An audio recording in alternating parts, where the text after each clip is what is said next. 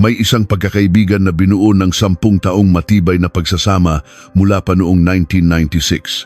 Isang grupo ng 7 babae na sabay-sabay na naghihilod ng likod sa isang pampublikong paliguan, naglalabas ng sama ng loob tungkol sa kani-kanilang asawa at nagbabahaginan ng mga alalahanin para sa kanilang mga anak. Ngunit ang mga sikretong kanilang isiniwalat, kasabay ng paglalantad ng kanilang mga katawan, ay dahan-dahang naging matutulis na patalim na sa kanila rin tumama. Noong Enero 2006, isang tawag tungkol sa tumatagas na tangke ng gas ang nagdala sa mga bumbero sa isang bodega sa likod ng isang karinderya sa Sampaloc. Nang basagin nila ang sahig na semento, isang malagim na katotohanan ang nabunyag. Ang bangkay ni Aling Elena na nawala 5 taon na ang nakalilipas ay natagpuang tuyo at tila isang mami. Hindi ito simpleng away kalye o selosan lamang. Sa kaibuturan ng kasong ito ay mayroong isang masalimuot na psychological war sa pagitan ng isang taong nanghahawak ng kahinaan ng iba at ng mga taong ang kaluluwa ay naisuko na dahil sa kanilang mga kahinaan. Sa panahong iyon na hindi pa gaanong moderno ang forensic science, paano nalusutan ng salarin ng mga mata ng batas upang itago ang isang bangkay sa ilalim ng sementadong sahig? At bakit kinailangang manahimik ng mga saksi sa loob ng 5 taon? Ang madidilim na transaksyon at baluktot na pagmamahal ng isang ina na nagbigkis sa kanila ay nagbunga ng trahedya. Ang kwento ng araw na iyon ay magsisimula na ngayon.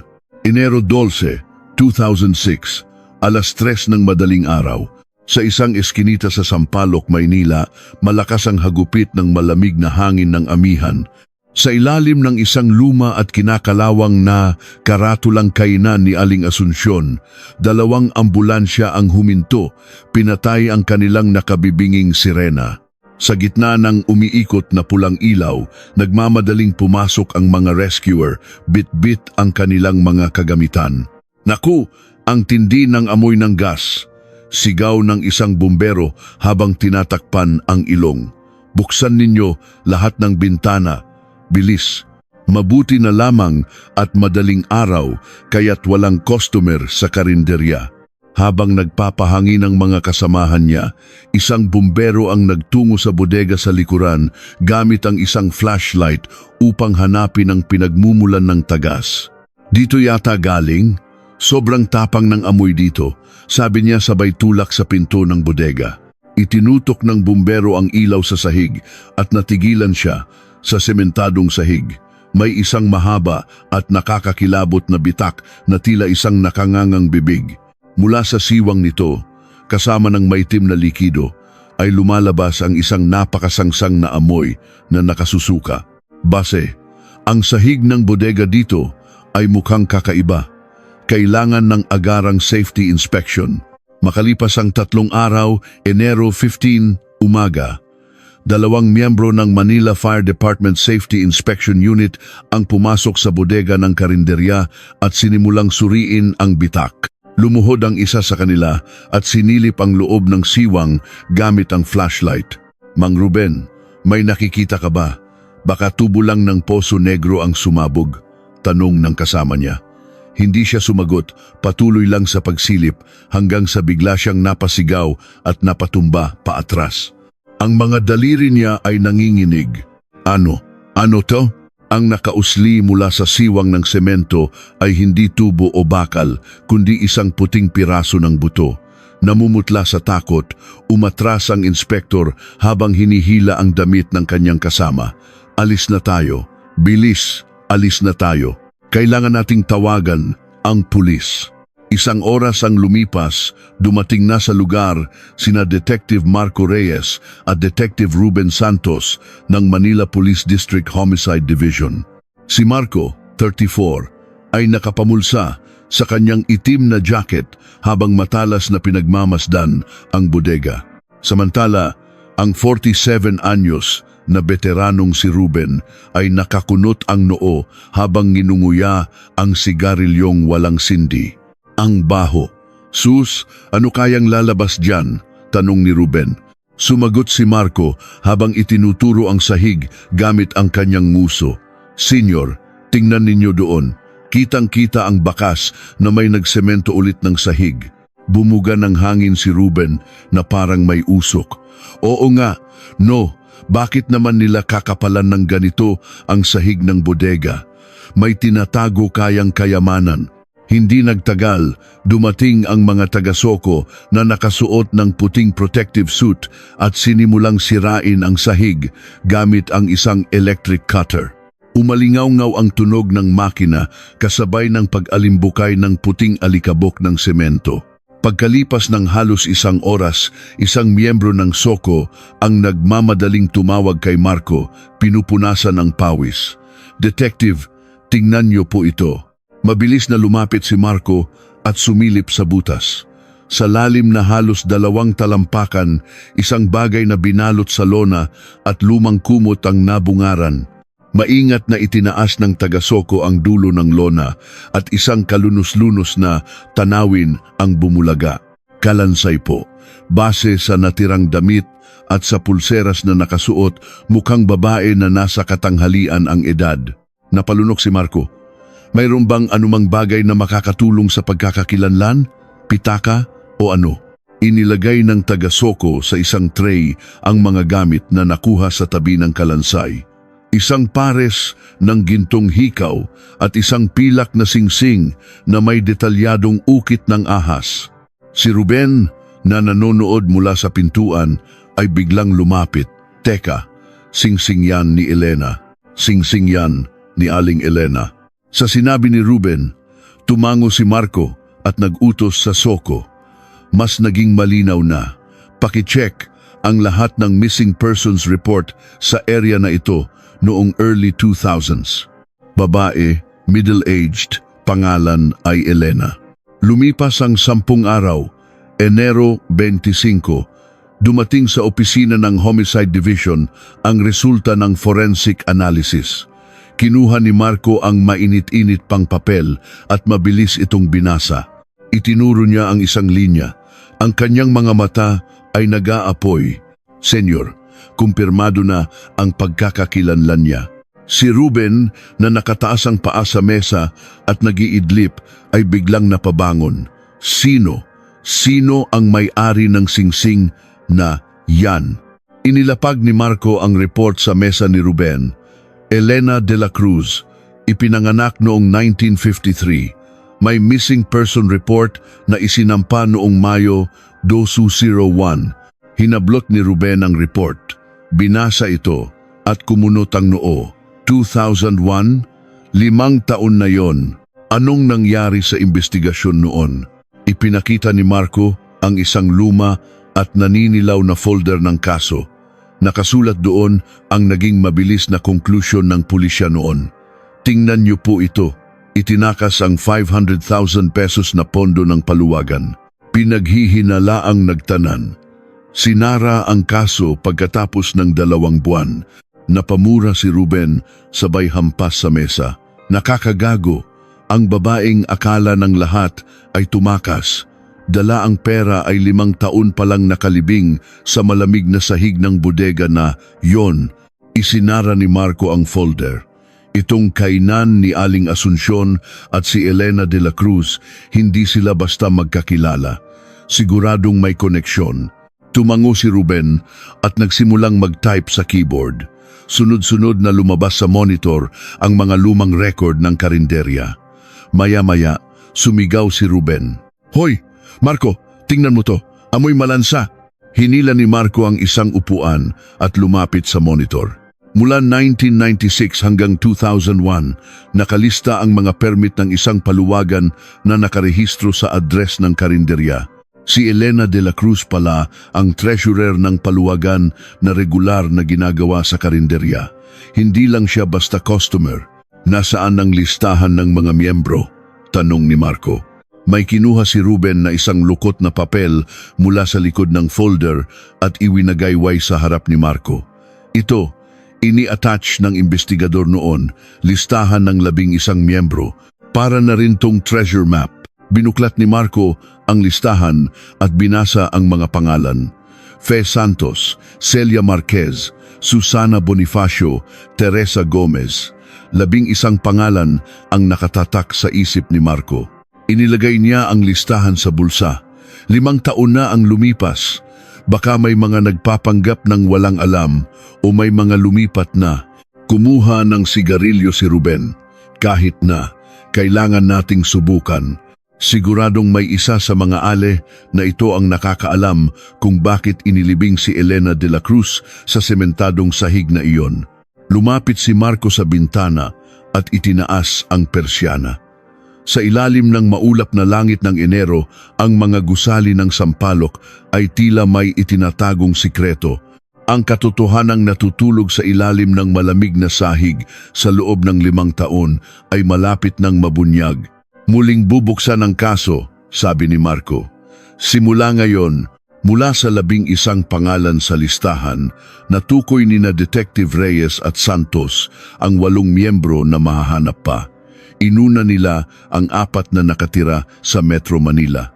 Hapon ng Enero 2586, pumasok ang 2 detective sa isang masikip na eskinita sa Tondo na puno ng mga lumang apartment. Kumatok si Ruben sa isang kinakalawang na gate. Maya-maya, isang babaeng nasa huling bahagi ng kanyang 50s na nakasuot ng duster ang bahagyang nagbukas ng pinto. Ito ang una nilang kakausapin. Si Fe Santos. Sino po sila? Inilabas ni Marco ang kanyang police badge. Mula po kami sa Manila Police District. Kayo po ba si Ginang? Santos. Tiningnan ni Fe ang badge at ang mga mukha ng mga pulis. Pulis, ano pong kailangan niyo sa akin? Diretsahang nagsalita si Marco. Kilala niyo po si Elena de la Cruz, di po ba? Ang dating treasurer ng paluwagan ninyo sa kainan ni Aling Asuncion. Nang marinig ang pangalan, namutla si Fe. Si Ate Elena? Anong nangyari sa kanya? May ginawa na naman ba siyang kalokohan? Sumagot si Ruben. Natagpuan na po ang kanyang kalansay sa sahig ng bodega ng karinderya. Napahawak ng mahigpit si Fe sa pinto. Ang kanyang mga mata ay nanlaki. Ano? Kalansay? Patay na siya? Malamig po sa labas, sabi ni Marco. Pwede po ba kaming pumasok para mag-usap? Tulala pa rin, pinapasok ni Fe ang mga pulis sa kanyang sala. Sa isang maliit na mesa, may mga balat ng saging at sa isang lumang TV, mahina ang tunog ng isang teleserye. Hindi ako makapaniwala, bulong ni Fe. Si Ate Elena nasa malamig na lugar. Na yun sa loob ng 5 taon. Kailan po nagsimula ang paluwagan? Tanong ni Marco habang inilalabas ang kanyang notebook. Mga 1996 yata, noong nagkaroon ng development sa lugar at nagbukas yung kainan ni Aling Asuncion. Niyaya niya kaming mga misis sa lugar na magsimula ng paluwagan. Matagal na pala kayong magkakasama. Siguro malapit kayo sa isa't isa, sabi ni Ruben. Tumango si Fe. Oo naman. 2 beses sa isang buwan kami nagkikita. Kakain, magkukuwentuhan, tapos magbibigay ng pera para sa paluwagan. Si Ate Elena ang laging sentro namin dahil siya ang treasurer. Noong araw bago siya nawala, Abril 10, 2001, nagkita-kita rin po ba kayo? Tanong ni Marco. Biglang nabalisa si Fe. Oo, nagkita kami. Gaya ng dati, sa karinderya. Ano pong itsura ni Aling Elena noon? May napansin po ba kayong kakaiba? Maputla siya. Kadalasan, nagbibiro yan at nakikipagtawanan. Pero noong araw na yon, palagi siyang nakatingin sa malayo, parang may malalim na iniisip. May gumugulo ba sa isip niya? Tanong ni Ruben. Habang kumakain kami, may tumawag sa kanya.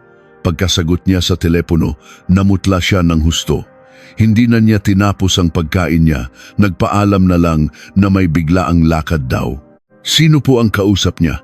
Narinig niyo po ba ang pinag-usapan nila? Umiling si Fe. Hindi ko kilala. Pero ang boses sa kabilang linya sobrang lalim. Ang narinig ko lang na sinabi ni Ate Elena ay, sige, pupunta na ako. Tapos, binaba na niya. Tumayo na si Marco. Salamat po sa impormasyon. Kung may maalala pa po kayo, tawagan niyo lang kami. Kinabukasan, Enero 29, nagtungo sina Marco at Ruben sa Caloocan. Ang pangalawa nilang kakausapin ay si Celia Marquez.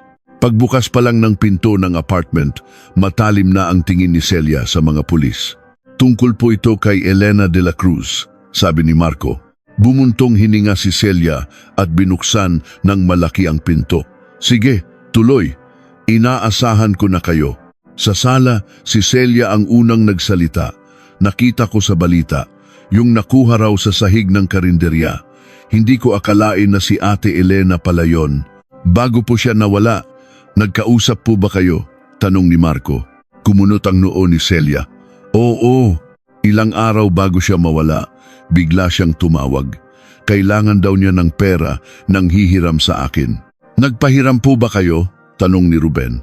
Umiling si Celia na may pait sa mukha. Hindi, noong mga panahong yon, bangkarote ang negosyo ng asawa ko. Hirap na hirap din kami. Nang tumanggi ako, sabi lang niya, sige, tapos binaba na. Tumingin siya sa labas ng bintana. Pagkatapos ng ilang araw, kumalat ang tsismis na tinakasan daw ni Ate Elena ang pera ng paluwagan. Alam niyo ba kung gaano kasakit ang naramdaman ko? Pakiramdam ko, tinraidor niya ako. Tinraidor po? Ngumiti ng mapakla si Celia. Akala ko walang katumbas ang 10 taon naming pagkakaibigan, pero sa harap ng pera, wala pala yon. Pero ngayon, iniisip ko, hindi pala siya tumakas. Iba pala ang sinapit niya. Hindi mo talaga masasabi ang kapalaran ng tao. Hapon ng Enero 30, bumalik ang investigasyon sa Sampaloc. Pangatlo sa listahan, si Susana Bonifacio. Kumatok si Ruben sa pinto ng apartment, pero walang sumasagot. May tao po ba? Pulis po. Muling kumatok si Ruben at sa wakas, may narinig silang nanginginig na boses mula sa loob. Sino yan? Manila Police District po. May itatanong lang kami. Narinig nila ang mga yabag. Pagkatapos ay katahimikan ulit. Nagkatinginan sina Marco at Ruben. Maya-maya, bumukas ang pinto. Si Susana Bonifacio, namumutla, ang nasa siwang ng pinto. Ang kamay niya ay mahigpit na nakahawak sa doorknob. Tungkol po sa paluwagan sa kainan ni Aling Asuncion, sabi ni Marco. Pwede po ba kaming pumasok? Umiling ng mabilis si Susana. Dito na lang po tayo mag-usap. Magulo po kasi sa loob. Bahagyang ipinasok ni Ruben ang kanyang paa sa siwang ng pinto. Ganun, Susana Bonifacio. Kayo po ang kapatid ng may-ari ng karinderya, si Jose Bonifacio. Tama po ba? Nanlaki ang mga mata ni Susana. Oo. Bakit? May problema po ba sa kuya ko? Tinitigan siya ni Marco. Noong gabi ng Abril 11, 2001, nasaan po kayo? Napayuko si Susana at nauutal na sumagot. Nasa Bulacan ako noon. Binyag ng pamangkin ko. Hindi man lang ako nakadaan sa karinderya. Kumuha si Ruben ng kopya ng birth certificate mula sa kanyang bulsa. Kakaiba naman po, ang pamangkin ninyo ay ipinanganak noong 1999. Napatingala si Susana. Ha? Ngumisi si Ruben. Kung 1999 siya pinanganak, dapat noong 2000 pa tapos ang binyag niya. Anong klaseng selebrasyon ang ginawa niyo noong Abril 2001?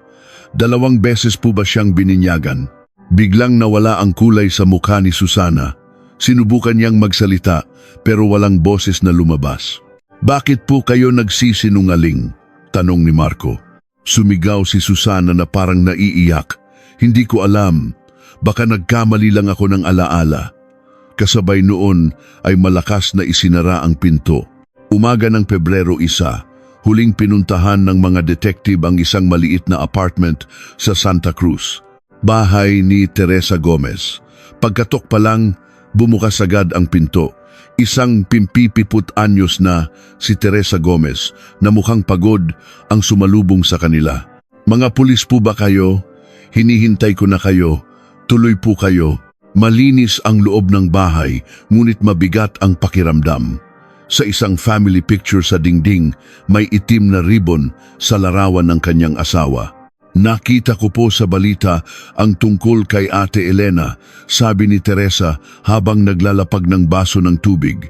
Biglang namuo ang luha sa kanyang mga mata. 5 taon siyang nasa ilalim ng malamig na sementong yon. Kaawa-awa naman siya. Gusto ko siyang makita. Mukhang malapit po kayo sa kanya, sabi ni Marco. Tumango si Teresa habang pinupunasan ng luha. 10 taon kaming magkasama. Sa lahat ng miyembro, ako ang pinakatinutulungan niya. Noong huling pagkikita ninyo, may napansin po ba kayong kakaiba? Tanong ni Ruben. Biglang nabalisa si Teresa. Kinagat niya ang kanyang labi. Sunod-sunod na pumatak ang kanyang luha. Ate Elena, patawarin mo ako. Patawarin mo ako. Bigla siyang humagulgol. Noong gabing yon, nakita ko. Nakita ko ang lahat. Agad na lumapit si Marco. Ano po ang nakita ninyo? Gang Gomez, sabihin niyo po sa amin. Sakto namang may narinig silang tunog ng pagbukas ng pinto. Isang babaeng nasa 30s, bitbit ang mga pinamili, ang pumasok at natigilan nang makita ang mga pulis. Ito ang anak ni Teresa, si Michelle Gomez. Ibinagsak ni Michelle ang mga dala niya at tumakbo sa kanyang ina. Nay, bakit ka umiiyak?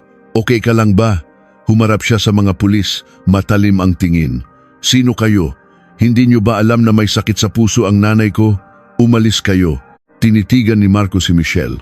Sa likod ng galit sa kanyang mga mata, may bahid ng takot. Tumayo si Ruben at nag-iwan ng calling card sa mesa. Kailangan po munang kumalma ng nanay ninyo. Babalik na lang po kami. Paglabas ng apartment, nagsalita si Ruben. Bakit ganoon na lang ang reaksyon ng anak na yon? Parang may tinatago. May itinatago sila, sagot ni Marco. Noong akmang magsasalita na si Aling Teresa, bigla siyang dumating para pigilan. Si Susana, nagsisinungaling sa alibi niya. Si Teresa naman, may nakita raw noong gabing yon. Nagiging interesante na to, sabi ni Ruben. Magkakaiba ang mga testimonya nila. Parang mga piraso ng puzzle, sabi ni Marco. Sina Susana Bonifacio, Teresa Gomez, at ang anak niyang si Michelle. Sa kanilang tatlo, tayo magpopokus. Umaga ng Pebrero 3, 2006, sa opisina ng MPD Homicide Division, muling binabasa ni Detective Marco Reyes ang 5 taon ng nakatenggang kaso. Huminto ang kamay niya sa isang pahina, ang Missing Person Report. Petsa ng pagtanggap, Mayo 2, 2001. Kumunot ang noo ni Marco. Ang huling beses na nakita si Elena de la Cruz ay noong Abril 26. Bakit 10 araw pa ang pinalipas bago ito i-report ng asawa? Dinala ni Marco ang dokumento kay Ruben. Senior, tingnan niyo to. Ang tagal bago ni-report ng asawa. Ano? 10 araw na hindi umuuwi ang asawa niya. Binaliwala lang niya? Amoy malansayan, sabi ni Ruben. Ang asawa niyang si Antonio de la Cruz, sabi ni Marco. Pupuntahan natin siya ngayon. Hapon ng araw na iyon, narating nila ang isang eskinita sa Tondo. Mula sa mga siksikang bahay, umaalingasaw ang amoy ng amag. Inakyat nila ang isang kinakalawang na hagdanan patungo sa isang maliit na kwarto sa pinakatuktok. Manila Police po, kumatok si Marco. Mula sa loob may umuubo. Maya-maya, bumukas ang pinto. Isang 62 anyos na si Antonio de la Cruz, magulo ang buhok at nakasando lang ang humarap sa kanila. Mula sa loob, amoy na amoy ang alak. Sino kayo? Anong kailangan ng pulis dito? Tungkol po sa asawa ninyo, si Elena de la Cruz. Biglang nagbago ang mga mata ni Antonio. Si Elena? Anong nangyari sa kanya? May naniningil na naman ba ng utang? Natagpuan na po ang kanyang kalansay, sagot ni Ruben, sa bodega ng karinderya sa Sampaloc. Napahawak si Antonio sa hamba ng pinto. Ano? Patay na siya? Pumasok ang mga detective. Sa sahig, may isang maruming kutson at mga bote ng gin na nakakalat. Bakit po 10 araw ang pinalipas ninyo bago siya i-report na nawawala? Tanong ni Marco. Hindi po ba kayo nag-alala? Bumuntong hininga si Antonio. Akala ko, tumakas siya. Akala ko, tinangay niya ang pera at nagtanan. Bakit po ninyo naisip yon? Tanong ni Ruben. Dahil nalugi ako sa negosyo. Lubog ako sa utang. Simula noon, siya na ang humawak ng lahat ng pera. Akala ko, Iniwan na niya akong walang kwentang lalaki. Mukhang hindi po maganda ang pagsasama ninyo, sabi ni Marco. Ngumiti nang mapakla si Antonio. Paano magiging maganda? Araw-araw akong lasing, isang palamunin. Araw-araw siyang bumubuntong hininga. Magkasama kami sa iisang bubong, pero mas malayo pa kami sa estranghero. Alam niyo po ba na nagpapautang siya? Nanigas ang mukha ni Antonio. Nagpapautang. Saan naman siya kukuha ng pera? May inilabas si Marco na isang lumang notebook. Ito po ang notebook na nakuha sa mga gamit niya. Kinuha ni Antonio ang notebook. Sa loob, nakasulat sa maliit na letra ang listahan ng mga taong pinautang ni Elena na may interes na 5% hanggang 8% kada buwan. Ano to? Gulat na tanong ni Antonio. Mga kaibigan niya sa paluwagan ng mga to. Tumango si Marco. Tama po. 5 sa 6 na may utang sa kanya ay miyembro ng paluwagan. Kinuha ni Ruben ang notebook at itinuro ang isang bahagi. Pero hindi lang pera ang problema. Tingnan niyo ang mga nakasulat sa tabi ng pangalan. Nakasulat sa pulang ballpen ang mga nakakakilabot na tala. May kabit ang asawa, ipaalam sa mga biyenan. Anak na lalaki ay adik, ikalat sa buong barangay. Nagpalaglag ng bata nang hindi alam ng asawa. Sabihin sa asawa, namutla si Antonio. Ano to? Ginamit niya ang kahinaan ng mga tao. Ang asawa niyo po, sabi ni Marco, ay ginagawang kolateral ang mga sikreto ng mga kaibigan niya. Kapag hindi sila nakakabayad, ito ang panakot niya. Nabitiwan ni Antonio ang notebook. Hindi maaari. Gumagawa pala siya ng ganito. Ganoon naman sa mga umpukan, di ba? Sabi ni Ruben, habang nagkukuwentuhan kung ano-ano ang nalalabas na sikreto. Si Aling Elena, hindi niya kinalimutan ang mga yon. Ginawa niyang sandata. Bumalik sa istasyon ang mga detective. Binuksan muli ni Marco ang notebook. Huminto ang daliri niya sa ika-6 na pangalan. Walang pangalan, nakasulat lang ay anak ni Teresa. Utang, 11,000. 3 buwan nang hindi nagbabayad ng interes. Sikretong tala, palihim na nagpapadala ng malaking pera sa nanay. Kapag nalaman ng asawa, siguradong hiwalayan. Senior, tingnan niyo po ito, anak ni Teresa. Lumapit si Ruben. Anak ni Teresa. Yung anak ni Teresa Gomez, si Michelle? Sa lahat ng miyembro, si Teresa Gomez lang ang may pangalang Teresa. Hindi miyembro si Michelle, pero sa pamamagitan ng nanay niya, umutang siya. Kaya pala kahapon, noong kinakausap natin si Teresa, galit na galit ang anak niya. Hawak din pala sa leeg ang leeg niya. Tinawagan ni Marco si Fe Santos. Ganun. Santos, may itatanong lang po ako. Alam niyo po ba na may utang ang anak ni Teresa Gomez kay Aling Elena? Tumahimik sandali sa kabilang linya. Naku, detective, matalas din pala ang pakiramdam niyo. Oo, si Teresa nagmamakaawa kay Ate Elena na tulungan ang anak niya. Nakita ko silang nagtatalo sa isang sulok pagkatapos ng meeting namin. Nabura po ba ang utang? Tanong ni Marco. Narinig niya ang pag-ismid ni Fe. Naku, hindi. Pagdating sa pera, walang puso si Ate Elena. Tinanggihan niya. Nakita ko si Teresang umiiyak habang paalis. Ibinaba ni Marco ang telepono. Ano na ang konklusyon? Tanong ni Ruben. Isinara ni Marco ang notebook. 3 na lang ang suspect natin. Si Susana Bonifacio na nagsinungaling sa alibi. Si Teresa Gomez na nagsabing may nakita siya. At si Michelle Gomez na hawak sa leeg dahil sa utang at sikreto.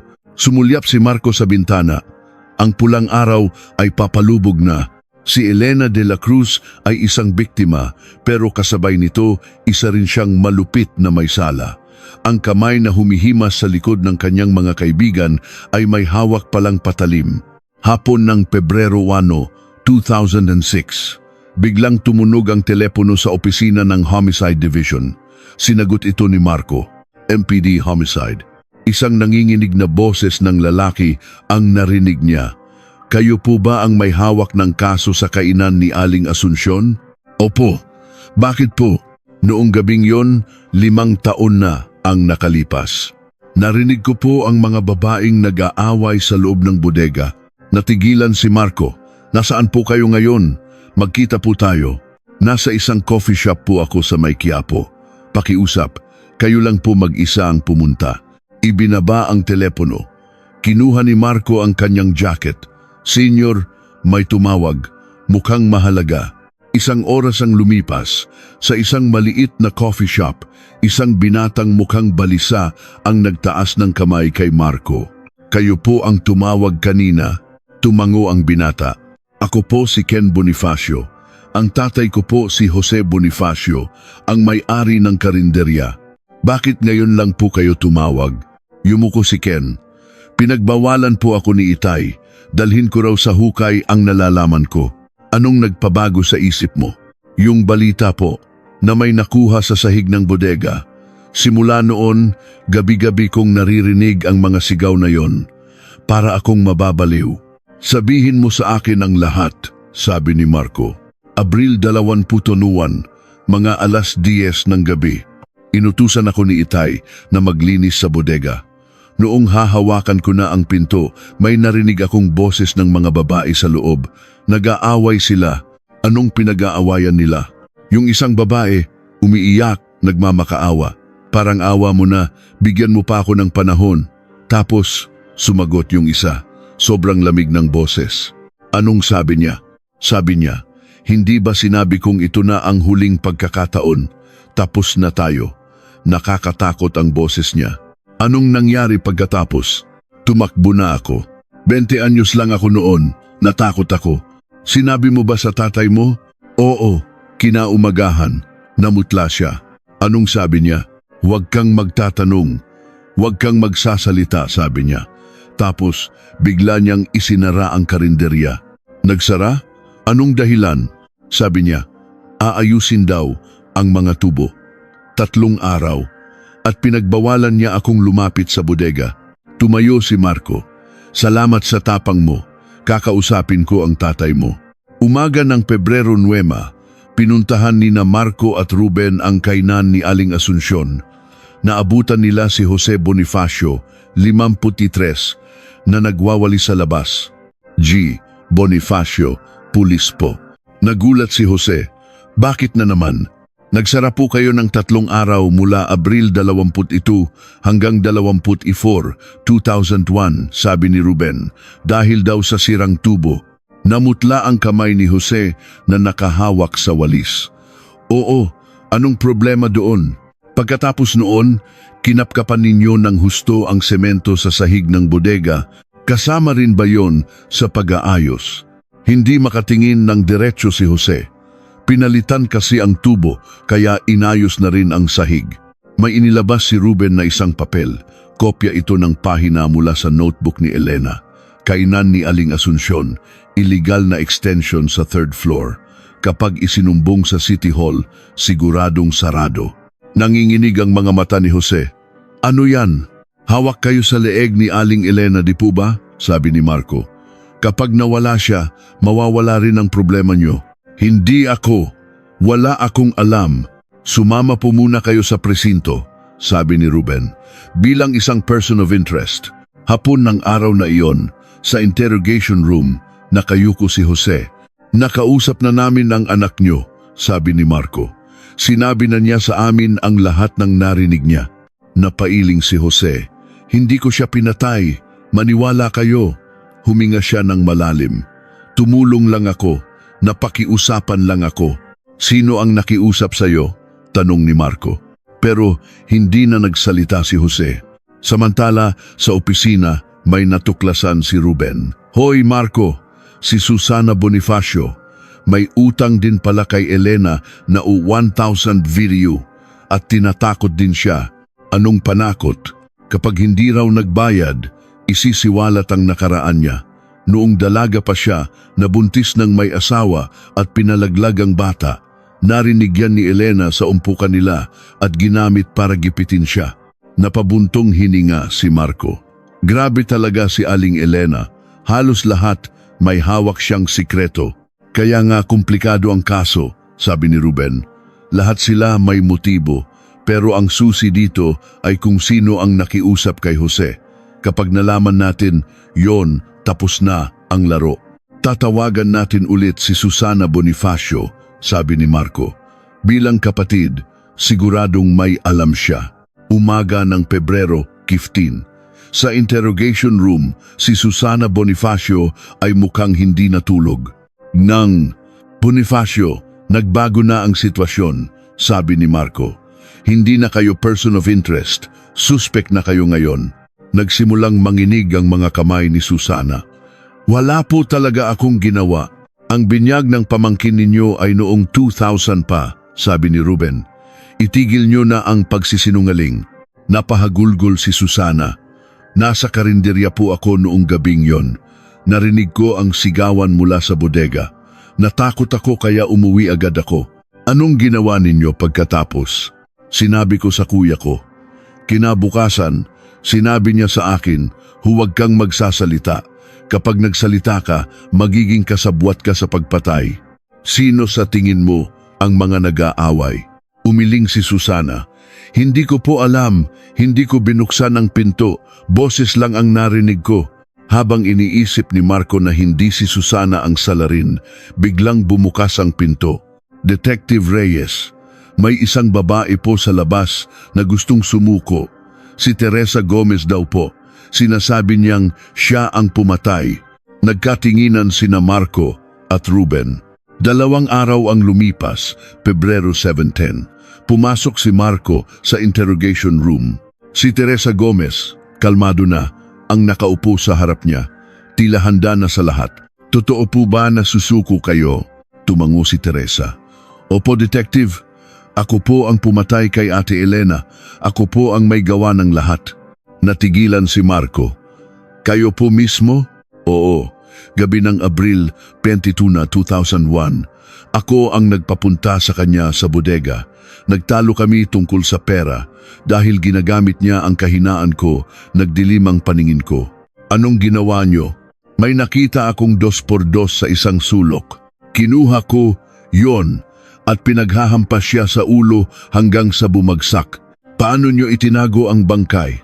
Binalot ko sa lona at kumot at itinulak sa butas na para sa aayusing tubo. Kinabukasan, kinausap ko si Mang Jose. Nakiusap akong sementuhan niya ang sahig. Bakit siya pumayag? May utang na loob sa amin ng pamilya niya. Sinabi kong ito na ang kabayaran. Paglabas ng interrogation room, tahimik ang 2 detective. Ang bilis naman matapos, sabi ni Ruben. May umamin na. Umiling si Marco. Hindi. May mali. Hindi tugma. Inilabas ni Marco ang autopsy report. Sabi niya, pinaghahampas niya sa ulo. Pero tingnan niyo to. Kinuha ni Ruben ang report. Nanlaki ang kanyang mga mata. Cause of death, asphyxia due to strangulation. Sinakal siya? Eksakto, sabi ni Marco. May kaunting lamat lang ang bungo niya, pero ang ikinamatay niya ay sakal. May mga bakas ng kuko at daliri sa leeg niya. Hindi tugma sa confession niya. Ibig sabihin, nagsisinungaling si Teresa? Bakit? Tumingin si Marco sa direksyon ng interrogation room. May isang dahilan lang kung bakit magsisinungaling ang isang 57 anyos na babae para makulong. Para protektahan ang isang tao, bulong ni Ruben. May isang tao na mas mahalaga pa kay Aling Teresa kaysa sa sarili niyang buhay, sagot ni Marco. Huwag mong sabihing, yung anak niya, si Michelle Gomez, sabi ni Marco. Tatawagan natin siya. Malamang, siya ang tunay na salarin. Pebrero, 20. Hapon na nang dumating si Ruben na may dalang folder. Marco, inalam ko na ang lahat ng ginawa ni Michelle noong 2001. Noong mga panahong yon, nakatira siya sa Pandakan. 20 minutos lang ang biyahe papunta sa Sampaloc. Madalas daw siyang dumalaw sa nanay niya sa karinderya. Kinuha ni Marco ang report. Kaya niyang puntahan si Aling Elena kahit anong oras. At ito pa ang matindi, sabi ni Ruben. May nakuhang hibla ng tela ang soko sa lupa malapit sa bangkay. Galing daw yon sa isang sikat na brand ng fleece jacket na uso sa mga kabataang misis noong early 2000s. Yung mumurahing tela. Mas bagay sa edad ni Michelle kaysa kay Aling Teresa, sabi ni Marco. Pebrero 22. Pinuntahan ni Marco si Teresa Gomez sa kulungan. Gomez, hindi po tumutugma ang sinabi ninyo sa resulta ng autopsy. Ang ikinamatay ni Aling Elena ay sakal, hindi hampas. Nanginginig ang mga kamay ni Teresa. Baka nagkamali lang ako ng alaala. Nagulo ang isip ko. Kahit gaano katagal pa ang lumipas, hindi makakalimutan ng isang tao ang sandali ng pagpatay. Hindi po kayo ang salarin, mariing sabi ni Marco. Napahagulgol si Teresa. Ako nga ang gumawa. Parang awa nyo na, huwag nyo nang itanong pa. Ako na lang ang ikulong nyo. Sino po ang pinoprotektahan ninyo? Pero hindi na nagsalita si Teresa. Pebrero minding punt, muling ipinatawag si Michelle Gomez. Pumasok siyang mag-isa sa interrogation room, matigas ang mukha. Noong gabi ng Abril 21, 2001, nasaan kayo? Tanong ni Marco. Nasa bahay po, mabilis na sagot ni Michelle. Masama ang pakiramdam ng biyenan kong lalaki. Magdamag ko siyang inalagaan.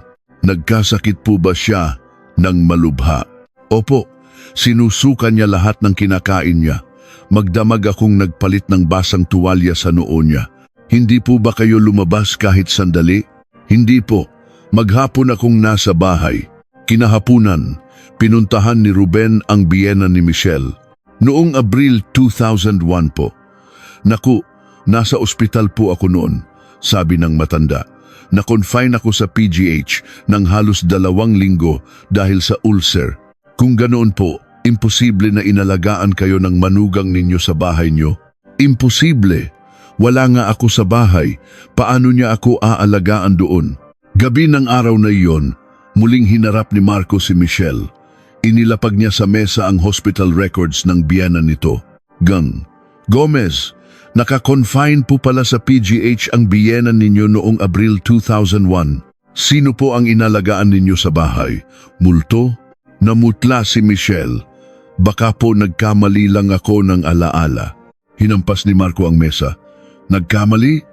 Ang nanay mo, nasa malamig na selda ngayon. Inaako ang kasalanan mo. Handa siyang mabulok sa kulungan para sa'yo. Sunod-sunod na tumulo ang luha ni Michelle. Ang confession ng nanay mo, malalaman at malalamang kasinungalingan, sabi ni Marco. Pero sa oras na mangyari yon, sa'yo na babagsak ang investigasyon. Kapag umamin ka ngayon, makakalaya ang nanay mo on probation. Pero kung mananahimik ka, makukulong siya sa pagsisinungaling at obstruction of justice. At kapag napatunayan sa ebidensya na ikaw ang salarin, pareho kayong makukulong. Hahayaan mo bang mamatay sa kulungan ang nanay mo para lang protektahan ka? Nanginginig ang buong katawan ni Michelle. Humagulgol siya ng malakas. Pumasok ang asawa niya at niyakap siya. Michelle, tama na. Sabihin mo na sa kanila ang lahat. 11:00 ng gabi. Nagsimulang magsalita si Michelle. Ako po ang gumawa. Hindi ko na kayang makita si nanay na nagdurusa para sa akin. Ako po ang pumatay sa kanya. At sa wakas, bumukas ang pinto ng katotohanang itinago sa loob ng 5 taon. Noong taglamig ng 2000, si Michelle, 25, ay 5 taon ng kasal. Mabigat ang pasanin niya sa buhay. Maliit lang ang sahod ng asawa niya at lubog sa utang ang kanyang ina, si Teresa. Palihim siyang nagpapadala ng pera sa ina. Noong Disyembre, wala na siyang ibang malapitan kundi si Aling Elena na kilala ng kanyang ina. Ate Elena, kailangan ko po ng pera. 50,000 po. Alam ko, palihim kang nagpapadala ng pera sa nanay mo. Kapag nalaman niya ng asawa mo, hiwalay agad, sabi ni Elena. Sige, papahiramin kita. 8% ang interes kada buwan. Abril 2001, lumobo na ang utang ni Michelle. Tumawag si Elena. Michelle, kapag hindi ka nakabayad hanggang bukas, tatawagan ko ang biyenan mo. Sasabihin kong baon ka sa utang. Nanginginig si Michelle. Parang awan niyo na po. Bigyan niyo pa ako ng panahon. Pumunta ka sa bodega ng karinderya bukas, 10:00 ng gabi. Ito na ang huling pagkakataon. Kinabukasan, Nagpaalam si Michelle sa asawa niya na bibisitahin ang biyenan sa ospital, ngunit sa karinderya siya dumiretso. Sa bodega, nagmamakaawa siya. "Ate Elena, parang awa niyo na po. Paulit-ulit na lang tayo," sigaw ni Elena. "Alam mo ba, ang nanay mo may utang din sa akin. Dahil sa akin, kaya nakakasurvive pa siya." Nanlaki ang mga mata ni Michelle. "Pati si nanay? Kapag hindi ka nagdala ng pera bukas," pagbabanta ni Elena, "sabay ko kayong sisirain ng nanay mo." Nagdilim ang paningin ni Michelle. Habang nakatalikod si Elena, bigla niya itong sinakal mula sa likod. Nagpumiglas si Elena pero hindi bumitaw si Michelle. Puno ng luha ang kanyang mga mata. Maya-maya, bumagsak na lang si Elena sa sahig. Nanginginig. Tinawagan niya ang kanyang ina. Nay, tulungan mo ako. Pumunta ka dito sa karinderya. Bilis." Dumating si Teresa. Nakita niya ang bangkay. Niyakap niya ang umiiyak na anak. "Tahan na, anak. Ako ang bahala." Nakita nila ang butas sa sahig. Binalot nila ang bangkay at itinago doon. Kinaumagahan, kinausap ni Teresa si Jose Bonifacio. "Mang Jose, tulungan niyo po kami. May utang na loob kayo sa amin." Nag-atubili si Jose, pero naisip niya ang hawak na sikreto ni Elena tungkol sa kanyang illegal na extension. "Kapag nawala si Elena, mawawala rin ang problema ko." Pumayag siya. Sa loob ng 3 araw, isinara ang karinderya at sinementuhan niya ang sahig. Binalaan niya ang kapatid niyang si Susana na manahimik. At sa loob ng 5 taon, binitbit nilang 3 ang mabigat na sikreto. Pebrero 26, 2006, tinapos ni Detective Marco Reyes ang report. Ang lahat ng ebidensya ay tumugma sa confession ni Michelle.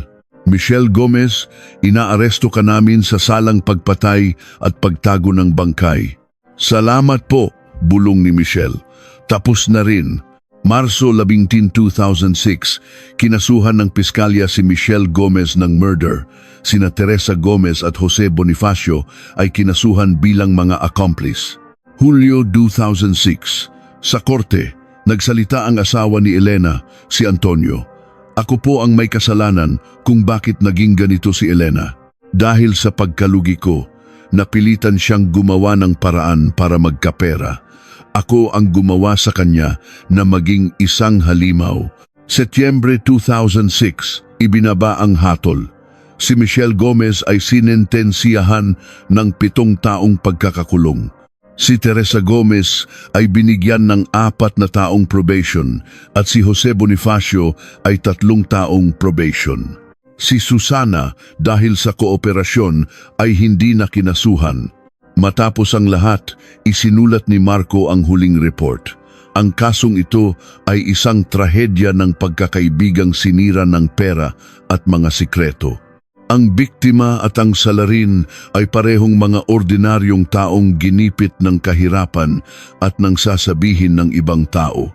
Disyembre 2006, dahil sa iskandalo, tuluyan nang nagsara ang kainan ni Aling Asuncion. Sa harap ng nakakandadong pinto, may isang bungkos ng puting bulaklak na iniwan. Ang mga talulot nito ay nililipad ng malamig na hangin, gumugulong sa maruming sahig. Dala ang sikreto ng 10 taon. Ang karinderya ay tuluyan ng nalunod sa walang hanggang katahimikan. Salamat sa iyong pagbabasa hanggang sa dulo. Kung maaari, mag-iwan ka ng komento para malaman kung natapos mo. Naway magkaroon din ng kapayapaan at liwanag ang iyong araw. Salamat.